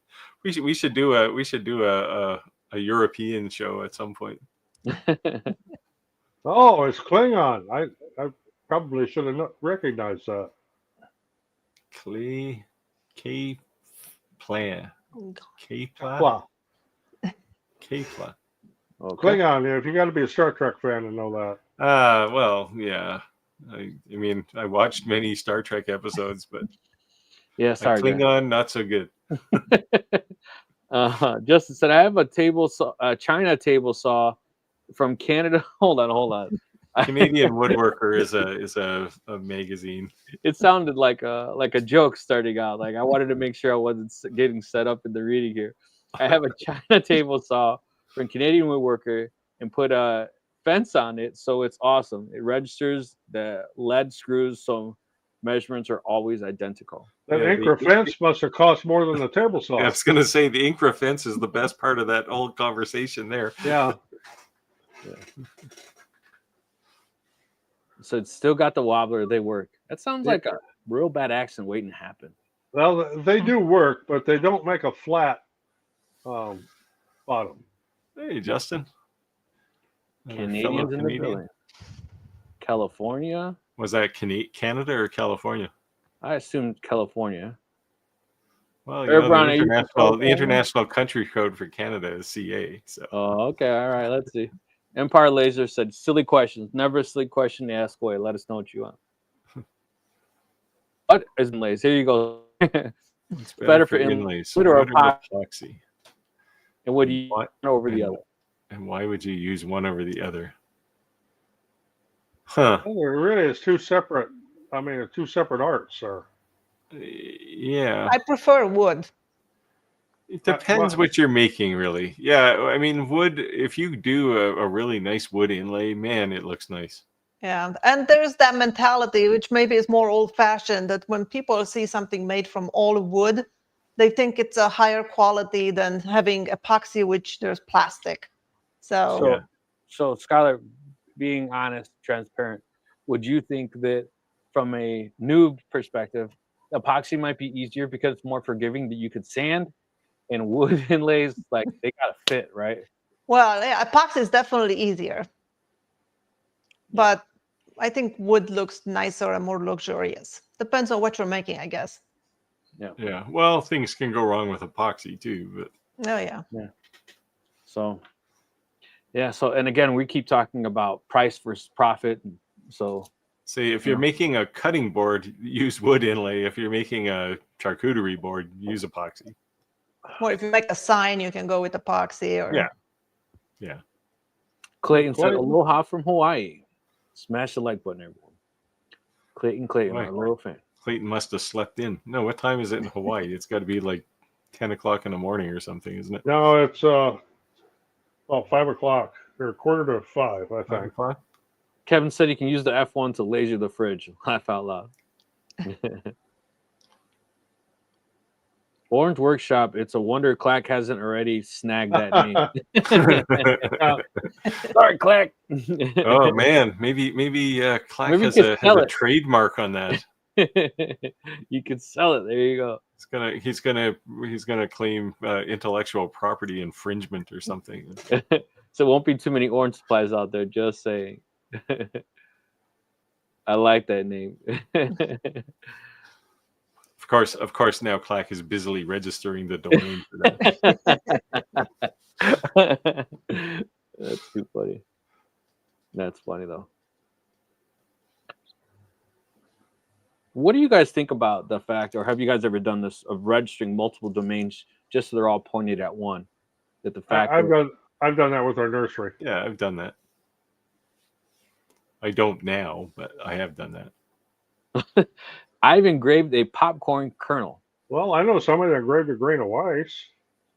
I did. Yeah. Clack did too. Except Clack couldn't eat his because he put Surmark on it. But toothpicks are always fun too. I just did a toothpick the other Yeah, day. you did one just recently. Like the Omni one, you could engrave a toothpick and you could read it. Like it's crazy how accurate that thing is. You said it would be fun if you guys did a Zoom chat so we could join you live. We do occasionally invite some of our viewers into the live, but not all. The problem with a Zoom chat is we can't live cast it, right? Right. And the other thing is, let's be honest, that unless you're a regular, we don't know you, and we could jeopardize something for each of us if someone was say something out of line, right?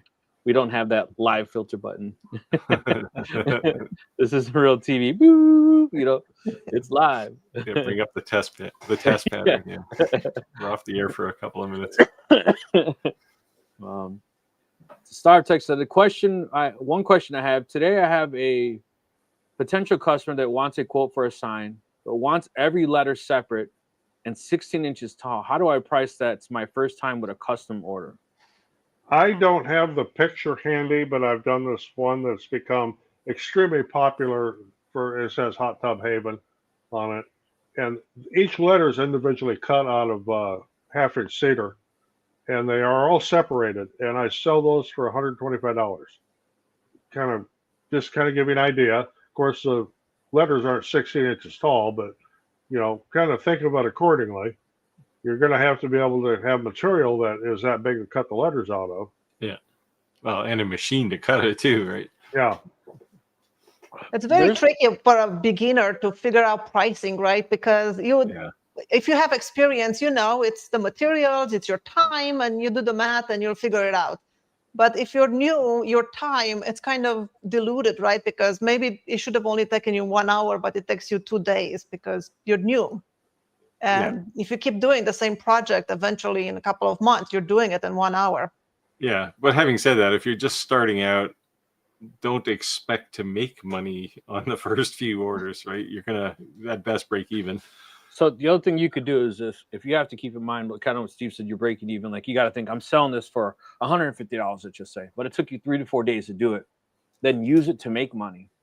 Take plenty of pictures and post that. But be okay with the person you're making it for. Do you mind if I share these? And use that as an example as I can make this type of something.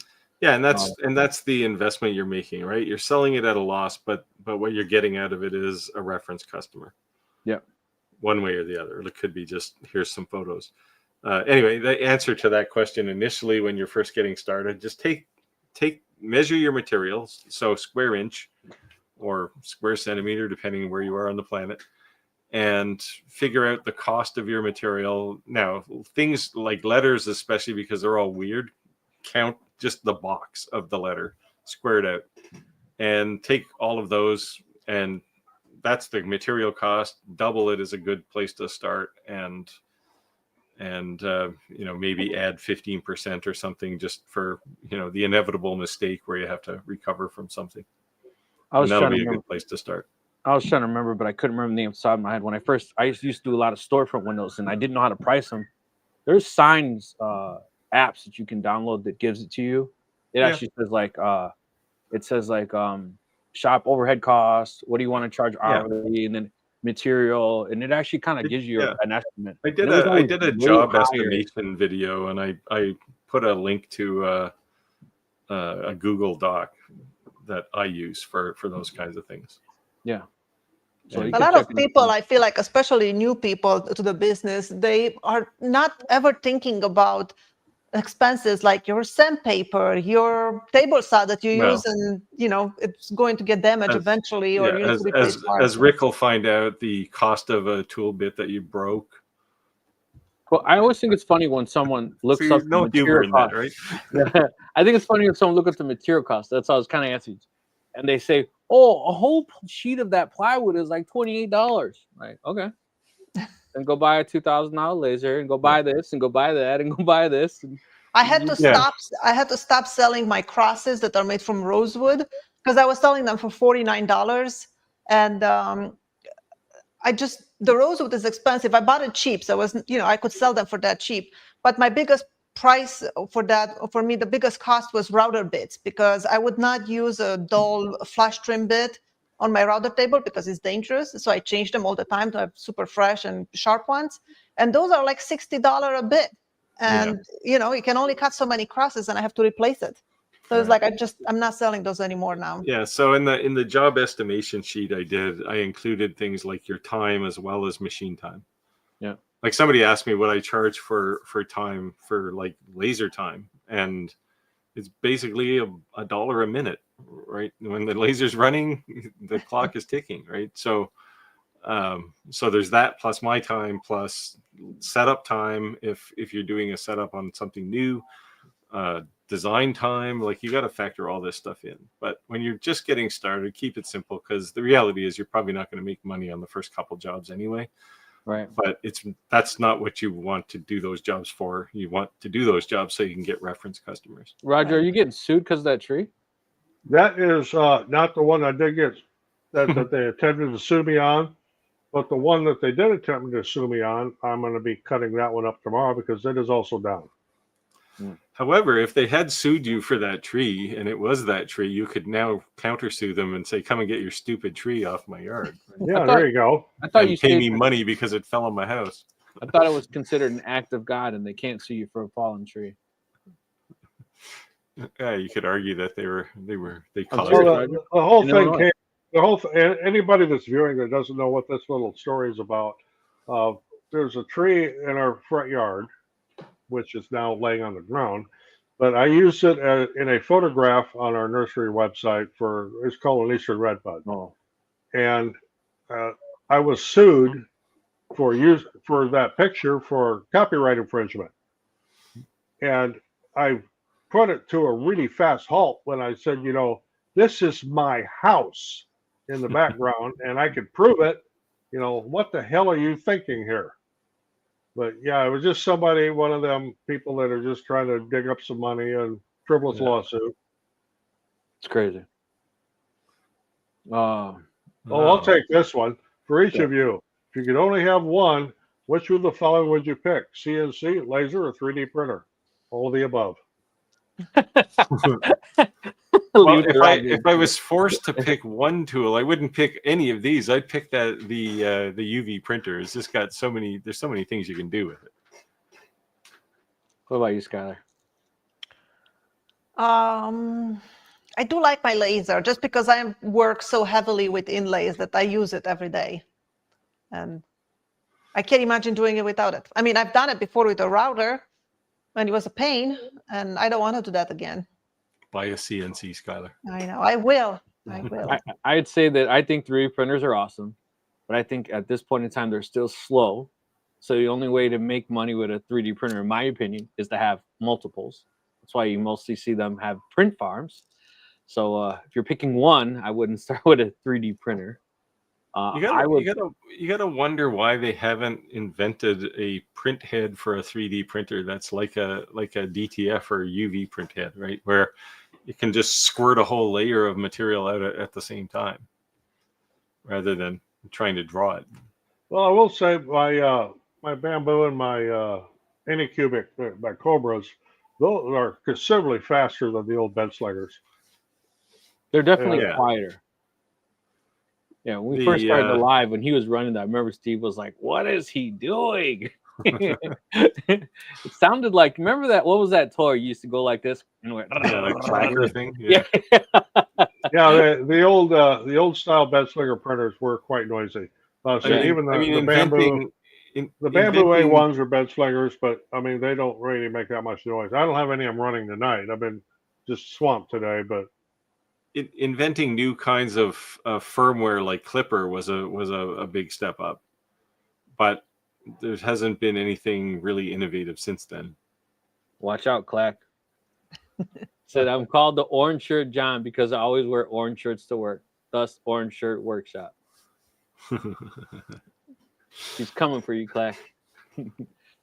We got to get something going here. What's that? Oh, the Clack. Yeah. Yeah. We got to start some kind of rivalry going. Steve has the domain for an auction right now.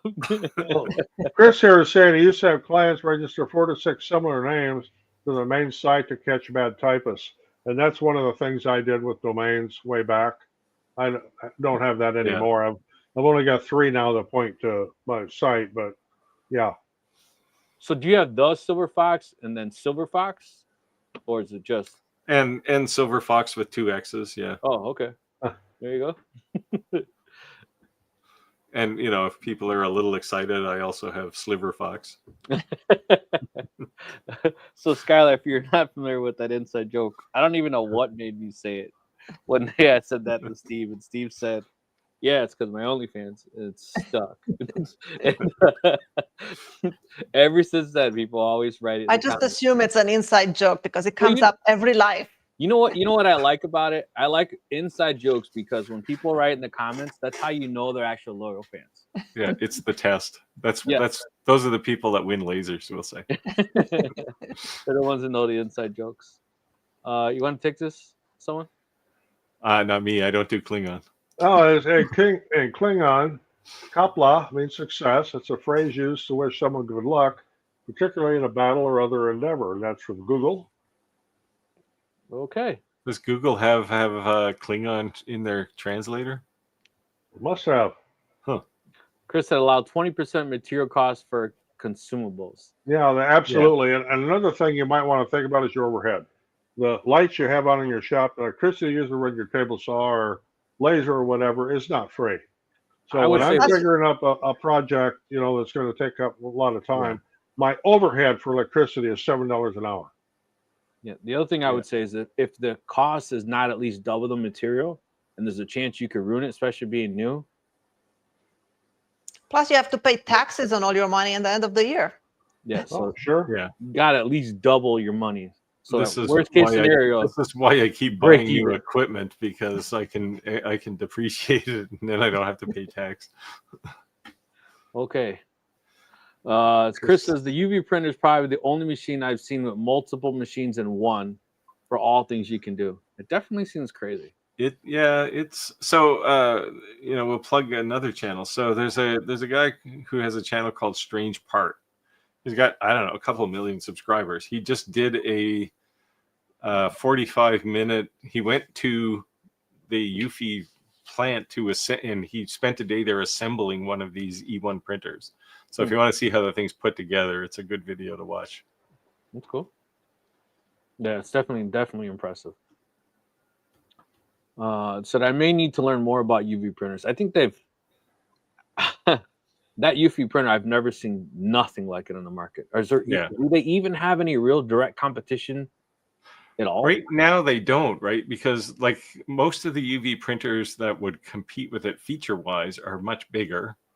So add a couple more zeros to the price. But even the low-end UV printers, they can do flat printing, but they can't do that textured printing. Right. None of the other ones I'm aware of will do, well, that's not true, do rotary. I thought it was cool how it self-leveled and auto-leveled. Yeah, the self-leveling. Cool. I wish laser companies the best had rotary. That. Yeah, exactly. If we had a CO2 laser that did the self-leveling. Yeah, well, hopefully the laser companies are paying attention, because, if you want to make an awesome rotary, it would be one you don't have to figure out if it's level or not. Yeah, that definitely is cool. Now, the one downside with the E1 rotary is if you have a bottle with a bottle like this, you can't put there's no way to grip that end of it with the clamp. So I was actually gonna design a jig to hold those, but I haven't had time. So Star of Texas Design said Xtool wants to fly me out to California to train me on servicing their machines. I'll be in Houston area on the Xtool squad serviceman. Cool. Very nice. Cool. All right. So you'll have to be our go-to guy then for the Xtool. See, I was trying to convince Xtool to let me do that kind of thing for the east part of Canada, but so far no bites. I can't even get them to part with a metal fab right now because they're so tight with them. My point was really pushing hard to allow people to come use your laser, and that was just kind of weirded me out. Well, no, most of who else has that? Well, I mean, certainly Xtool has something like that. somebody else I was talking to had this as well. And I mean, they'll basically pay you for your time, but Right, but it's a liability issue. It's weird having something in my house. Yeah, there's a lot can go wrong there, right? So yeah, I've gracefully declined all those offers. I think it'd be different if I had like a little small maker's place, like in a industrial area, outside of my home. You're not letting a stranger inside your house. You never know. Yeah, but that'd be different, Yeah, my workshop is separate from my house, so it's not so bad. But yeah, but they're still in your backyard, so they know where you live. Yeah, well, yeah. It's not. ATB Marketing here says, my second time here. What is this channel about? Sorry, not getting it. A little bit of everything and little bit of everything. Laser, CNC, 3D printing, UV printing, woodworking. ABT Marketing, the simplest way I could put it is we are a maker's channel. If you want clean hands, you're probably on the wrong channel. You got dirty hands, want to make money, you're on the right one. Side hustles and different ways to do that. Yeah. So and certainly if you have issues with CNC, 3D printing, lasers, you got people here who've been in that business a long time. So, and then let's even skip that portion. Let's just say you're successful at being a maker. Just because you're a maker doesn't mean you're a good marketer or a good graphic designer.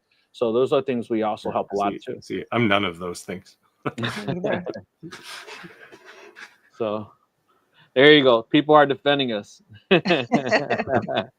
So ABT Marketing, anything, 3D printer, laser, CNC, etc. If you have questions, these people are intelligent. It's just one of those channels, one of those live streams where you can grab a beer and sit down and hang out. Right. So I think sometimes we call it happy hump day, right? Because we're all stressed, decompressed. And I say all the time, there's not many people you can geeky talk about this type of things. I know I talk to my wife and she's like, she's just not interested. So it's nice. Some people don't come with questions. They just come for the camaraderie, just to listen. Yeah. So if that's quite a few people we've really gotten to know, right? It's just. And a lot of new faces, if you're wondering why we read the comments, because people say all the time, why do you read the comments? I can see them. The reason we read the comments, because there's a lot of people who don't watch it, they listen. So they can't see the comments. So we read them out loud because they're able to hear the comments. So Ben said, if you don't have any business benefits experience with trade citations, I was in a gift shop and I was locked to see low prices, all products from Asia. Well, if they got here before the tariffs. I actually thought about doing a video about how to survive tariffs because this one is becoming a big deal, right? Haven't gotten to that one yet. So I had to pay tariffs for the first time yesterday. Nice. How much was it? Big difference? Only $20. Was for my We Create laser. I asked them to send me another cable that connects to the laser module and another lens for the laser. They came and I had to pay $20 tariffs. But I thought China was paying those tariffs. That's what I was trying to say. I had to pay it in order to get my package. Well, I saw an interesting video. It says companies don't pay tariffs. The buyers do. That's what people have to understand. All politics aside, a tariff is a tax on the buyer. Period. And ultimately the consumer, because the tariffs we have to pay on some of the things, especially with our greenhouse business, gets passed on to the consumer. I'm not going to eat Walmart's raising all their prices. Yeah. And at the end of the day, like, people are in business to make money. So it sucks that things are going to go up at Walmart. But what did you expect to happen? We're footing the bill. This here, Chris says, this is a good analogy here. This channel is like us standing around a barbecue talking about what and how we make stuff and solve problems. And there you go. Grab a beer, get a seat. The hot dogs are burning. Learn something. Hey, V, how's it going, V? Hey, V. Speaking of regulars, V comes out quite often. See, look, everyone's yelling, V, V, V, V. There you go. Alan said, anyone have anything about the Omtech Polar Light? I've seen one ad on YouTube and Facebook, but no reviews yet. No, not me. There's been reviews on this Polar, but I don't even know what that is. It's a tabletop CO2. It's like it's in the same kind of space as the Hurricane. Oh, okay. Or the P2S, the X-Tool P2S. Omtech generally are pretty pricey lasers, right? Omtechs? Yeah. They're middle of the road. I mean, of the K40 family that grew out of years ago, Omtech is probably the most recognizable of those. Yeah. Sorry we couldn't help you on. But if anyone is in the comments, write in the comments below if you have reviewed it. Let us know. Drop some links and check it out. I mean, they're out there. There are reviews out there. All right, Steve, you're up. Star of Texas says, Steve, I'm in the X-Tool Squad Discord. And Support Engineer says we can refer people that we know that are handy. Well, I guess I'm handy. I'm not creative. I'm handy. There's your connection. There you go. Well, yeah, I already have connections inside X-Tool too, but yeah, feel free. I think I think X-Tool, as a result of the tariffs in the US, are probably going to sell more stuff in Canada and Europe. Clack's been taking notes from Steve. He said, I'm here to research how to start a laser and CNC business. I would also like to become a successful content creator. I think, yeah, you're already there, Clack, on both of those, actually.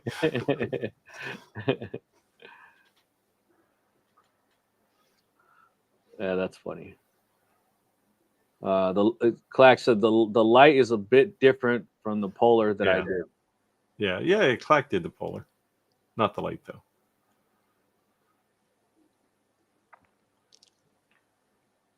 Oh no, we're not answering that one. No. Yeah. Yeah. We don't get into politics or crazy stuff like that. We throw once in a while Trump jokes out there because we're human, but we don't go in the deep end, so to speak. See, I throw those jokes out there just because I don't have to survive that problem. That's why we keep telling Steve he's going to become one of our states. We're all not yet, anyway. Ordinary Woodworker said, I like this. Ordinary Woodworker. I'd ordered an Omtech Polar Light, but canceled the order because they were not shipping until July. That's only 3 weeks from now. Yeah, but you don't know when he ordered it. You could have been January. Well, yeah, that's true. Could have ordered it back in January. I'm curious, what did he got instead? Yeah. But the thing that sucks is that that's almost becoming normal, right? I mean, look at the CNC. Well, the whole product process is changing now, right? It's like they come out with a product, and it doesn't matter what the company is. Like X-Tool's a huge company, so is Omtech. They start a Kickstarter project, basically get people to finance the thing for them, and then they sell after that, right? They sell most of their units during the Kickstarter, but then they have basically their engineering's paid for. So it's just kind of a strange world we live in. It used to be a company would invest in their own engineering. Now they get other people to do it. Yeah, what was more weird about it is that I thought Kickstarter was for literally hence Kickstarter, meaning not necessarily project, but companies. And when I saw X-Tool and these bigger companies on Kickstarter, I was like, really? You have people footing the engineering for your bill? You are very. That's why when I saw the UV too, the UV printer, I was like, it's already done, the product. Why is it in Kickstarter? Yeah, it's a pretty ballsy move to if you're the size of Anchor, like the UV guys, or X-Tool, to get out on Kickstarter and say, hey, we need some money to get this thing to market. But obviously it works, so that's why they continue to do it. Everybody tries to find those. They offer a cheap product for the early adopters, right? Yeah. Ordinary Worker said I bought the Montport 80-watt CO2 instead. Yeah, I think the problem is the Amazon ruined us, right?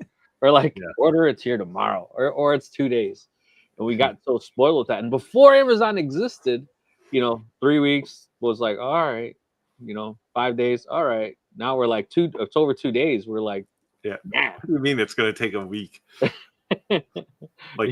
this saw I bought, it's going to take a week to get here. It's what the hell? Yeah. So then they tell you're in the queue, and then they send you a tracking number, and that tracking number is not valid for 2.5 more weeks. Yeah, a little bit bitter there. Yeah. I think that they see the American address and they're like, screw these guys. No, because I had to wait. I didn't have to wait as long as you did for the Elite. I did for the original one. I waited probably 6 months for that. It was being delivered on Monday, so yeah, he got it right away. So. Oh. Yeah, Montport's pretty fast, but that's because a lot of their equipment's stateside already. Yeah, they got them in local warehouse, right? That's the difference. Mark said, good evening all. Just joining a little bit late. Better late than never. Thank you for joining. Let us know if you have any questions. V is jumping around, showing some love for each one of our channels. Thank you, V. Work in the room. She always does that. Oh, what is your favorite beer? Boy, I could go with Modelo, and I also like to go with a local brew called Cherry Bomb Blonde. Oh, I thought you liked the 312. Yep, Goose Island 312. But it's another local craft beer. You got to be in the Midwest. Also like Hams, because that's what I started drinking back in the 70s. Steve doesn't drink beer. He drinks death in a can. No, if I drink a beer, it's usually a local one. There's a brewery here called Propeller, which makes a couple of good beers. I say death in a can because what is the Canadian alcohol level? Depends on the beer. It can be up to 9-10% in the extreme case, but it's usually about 6 or 7. Skyler, do you drink beer? I'm a wine drinker, so I drink wine. Yeah. I do drink beer during the week, but I drink non-alcoholic beer. I drink that Atleta. Okay. So are you red or white? A red, only Cabernet. Okay. And on the weekend, I drink wine. Nice ones. Roger said since he retired, every day was a weekend. Yeah, every day's a holiday. Yeah. See, I say every night is Friday night and every morning Saturday morning. Yeah. Chris said, Goofy used the Kickstarter as a marketing method more than a fundraiser. I mean, that's probably true. Maybe. I'm sure the money doesn't, it's useful. In the end, it's one of the biggest Kickstarter projects ever. Ordinary Worker said, yes, Amazon spoiled me. I'm telling you, it changed everything. That was not a thing. Amazon set a standard for expedited shipping for sure. And that could go back to us creators too, that, we're marketing things and somebody orders something and they expect it to be there the next day. It's just not going to happen. And people complain, well, I ordered this, like 2 days ago. Why don't I have it yet? I said, we're on Amazon.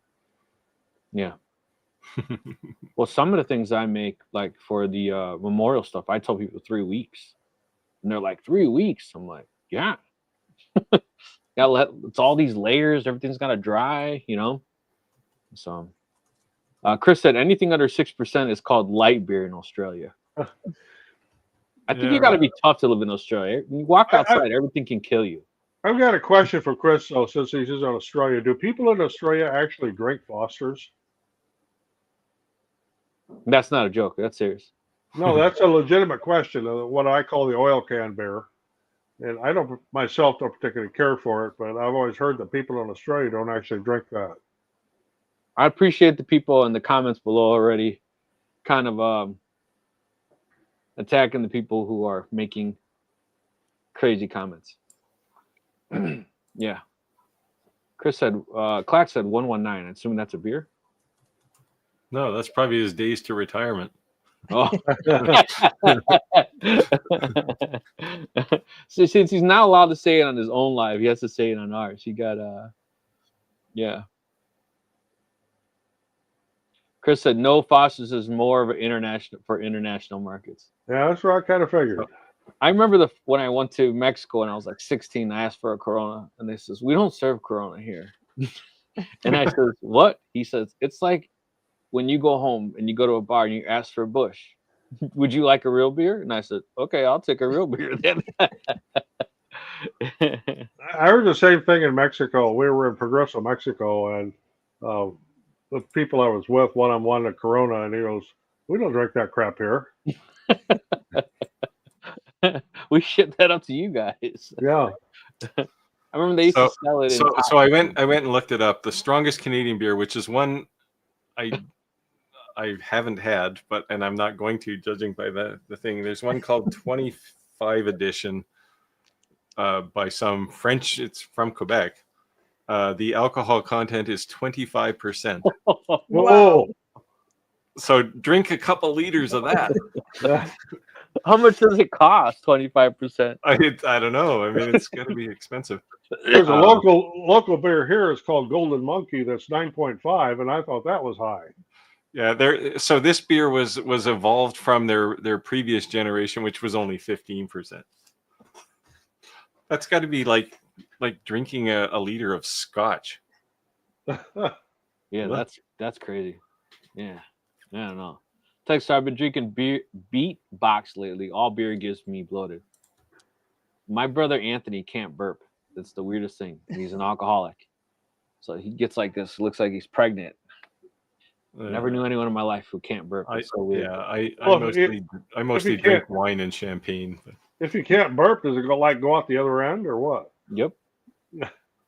When he was a baby, he was really colicky because he couldn't burp. Yeah. Look at Steve being bougie. I mostly drink wine and champagne. Well, I do. In my last house, I had a wine cellar. So. This house, I don't have a basement, so it's a little bit difficult. But... Sorry, guys. I'm more of a Modelo guy myself. But it's like Mexican tourist beer. Yeah, it is. I drink spirits that are 25%. I don't drink spirits. Don't. Yeah. You know, as Raj and I, we were on call like always. So I pretty much gave up drinking for like the last 6 years. Because I just wanted to go to work. Because that was a problem back when I was on call.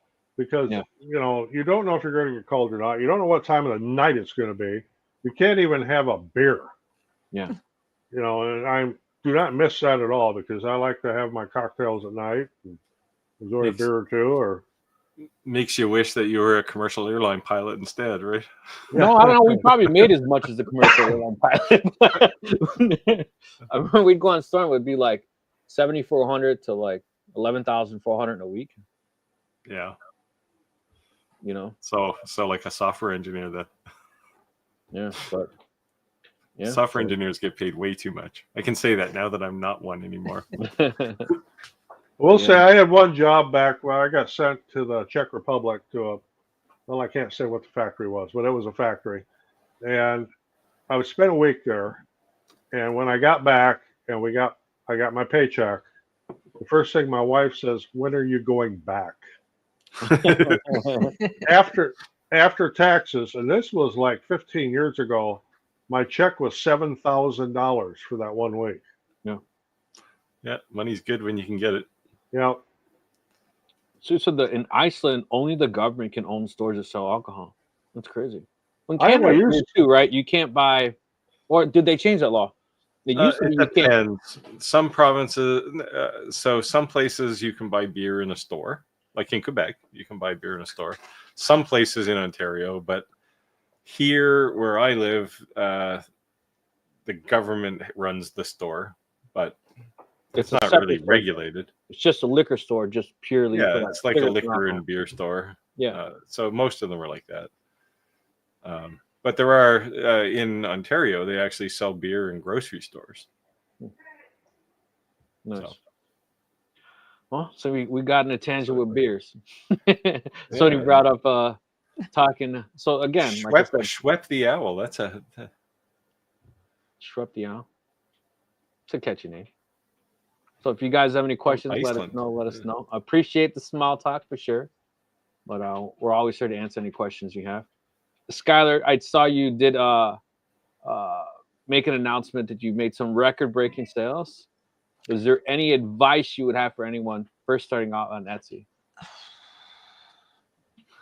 Just keep going. Just make things and post them, and don't expect anything. Just be happy when things come. And it might take a while until you get your first sale, but then the more sale you get, the more it's going to snowball because people are going to, like if you buy a cross, somebody comes to visit you, they might see it and be like, "Hey, where do you got that?" And then, that person might buy a cross, and that's just kind of the way the sales happens eventually. Yeah. Plus, things like Etsy are like YouTube. They're about the algorithms, right? So Right. When you start selling, they want to send more people your way because they make money when you sell. And I noticed that because, like I would sell a cutting board, and then you see for the next month, I sell a lot of cutting boards. And Hey, then they I just have, stop. And then I have to leave for a minute. Okay. Then But- I might sell a cribbage board, and then for the next few weeks, I'm selling a lot of cribbage boards and that kind of stops. And Yeah. Have you used any of these softwares that kind of like gear you towards scoring, like for the SEOs and tags and things like that? I mean, that you I should use? have Everbee just to kind of help me with hashtags and look at other people, what they're selling and how many sales they're making per month and what are their items and how do they have the description and the hashtags and whatever. So I do have some tools, but So have you noticed a difference or an improvement enough that's why you continue to use it? I can't tell because I used that from the beginning, so I don't Okay. know. And What but about you? I do feel like if you are about to sell things, definitely have a website and have an Etsy shop. Do not have just an Etsy shop, because the Etsy shop can kick you out anytime out of the platform. YouTube kicked me out. The Sawdust and Splinter YouTube channel was actually closed before I even published my first video. And What did you do? I had my photography channel, and actually my photography channel got a strike too. It was because I posted this video of how to Photoshop steam from like a steam machine to put it over a coffee cup that is cold coffee to make it look like hot coffee. So it's a very not dangerous video or anything, but somebody tagged it as dangerous and harmful. So I got a strike on my channel. And with that, I was like, you need 3 strikes in order for your channel to close. But I was so determined to remove that from my channel that I was at fight with YouTube, and I was with them for like 2 months, back and forth, chats, emails, all kinds of stuff. I eventually got to somebody in the top that they gave me their phone number, and I was able to talk to them in person, and they removed it. And then when I started my Sawdust and Splinter channel, I was like, just as a joke, I was like, I should probably start a channel on my woodworking. And I was like, I wonder if Sawdust and Splinter is taken. So I just went to the computer and I'm like, create a new channel, put in Sawdust and Splinter. And next thing you know, it's like, congratulations, this is your channel, you have it. So I was like, okay, I guess I have a channel now. So I was like, I should probably post something. And I just made cutting board, like a breadboard that has like a crumb tray underneath. And I had like a clip on my phone that I took of just like 10 seconds. I was like, I'll post it as a short, just so my account it is active and nobody can take that name away from me.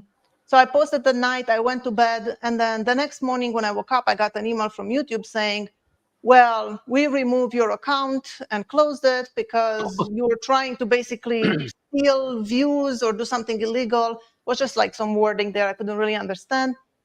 And they were like, we closed your account. So I was like, okay, well, maybe it was not meant to be to have a woodworking channel. I'm like, I don't care, whatever, I moved on.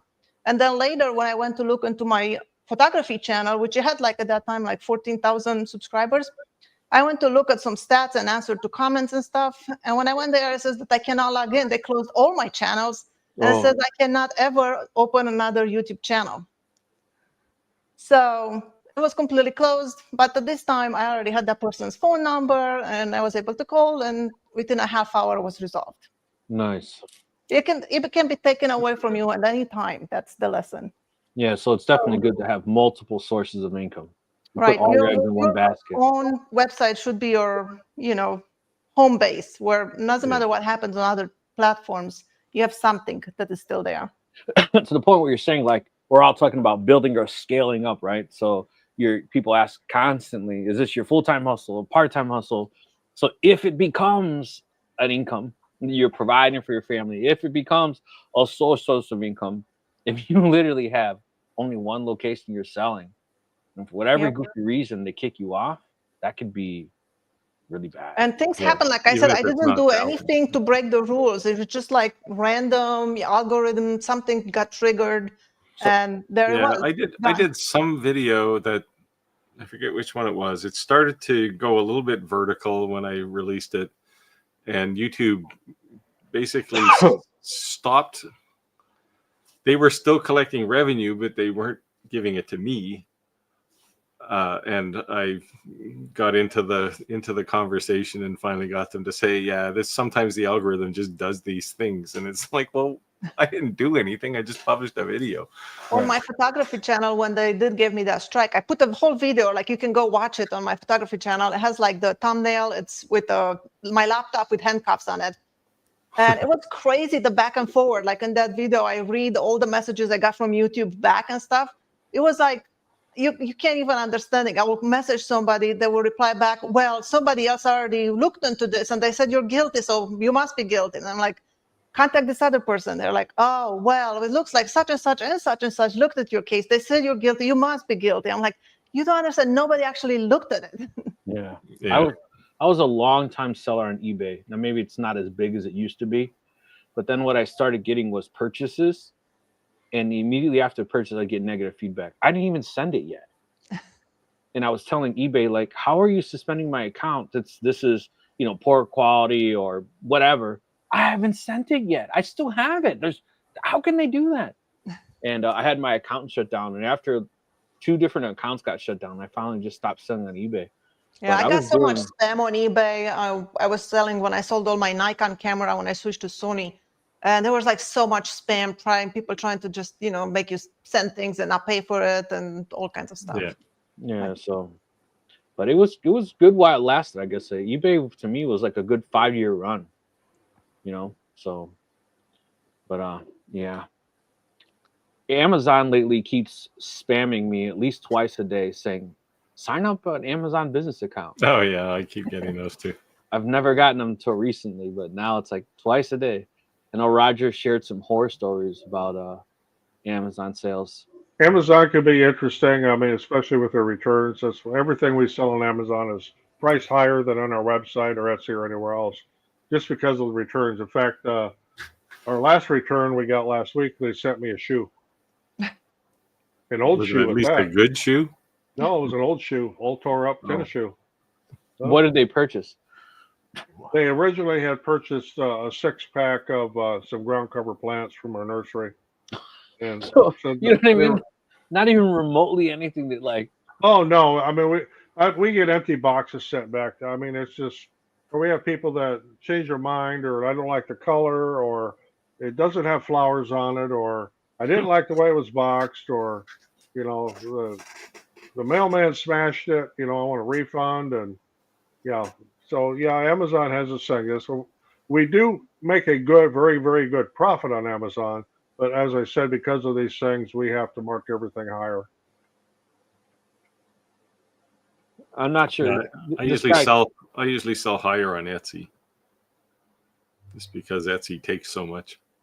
Yeah, I do too. I count for the all of their fees, and then every time I ship something from the people buy it on Etsy, and every time I ship, I put my business card and a thank you note and stuff. So that has my website. So then when they go check out my website, they see that there's like 20% less the price, and they will hopefully get converted. We do that too. We put an insert in every package we ship that has our link to our website, and they can find it cheaper there.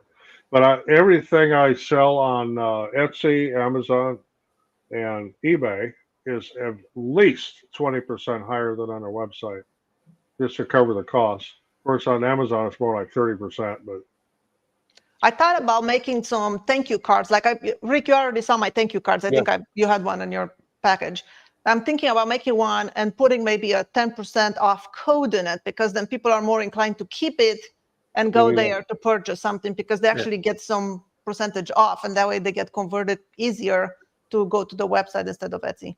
Have you ever heard of Got Print or M13 printing? That you should check them out. They print just about anything you could imagine. When it comes to flyers, business cards, anything you can imagine. Yeah, I printed mine on Vista, I think. Well, then you'll definitely like this, because it'll be way cheaper. It's a business to business.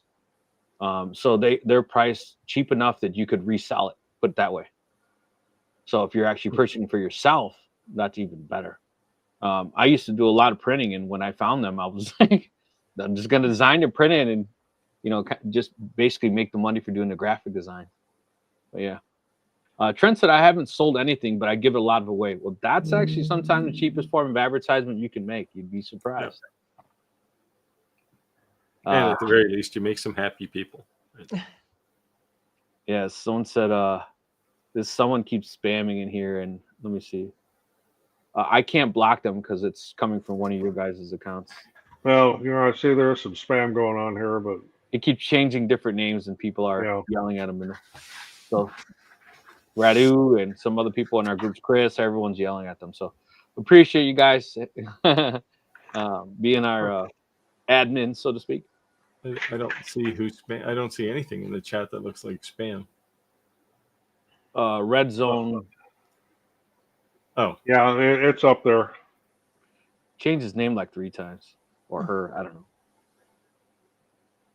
I'm not even going to repeat it. So Yeah. Yeah, Randy said, make things just for fun, friends, family, beneficial gifts.